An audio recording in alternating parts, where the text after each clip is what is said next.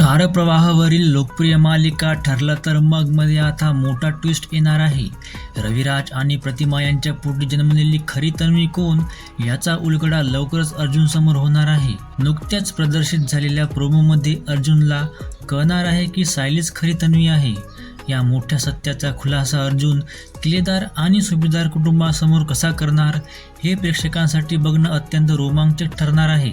या ट्विस्टबद्दल जाणून घेऊ, पण त्यापूर्वी तुम्ही जर चॅनलला अजूनपर्यंत सबस्क्राईब केलेलं नसाल तर लगेच चॅनलला सबस्क्राईब करा, कारण आम्ही तुमच्यासाठी मराठी मालिका विश्वातील नवनवीन अपडेट्स घेऊन येत असतो आणि येत राहणार.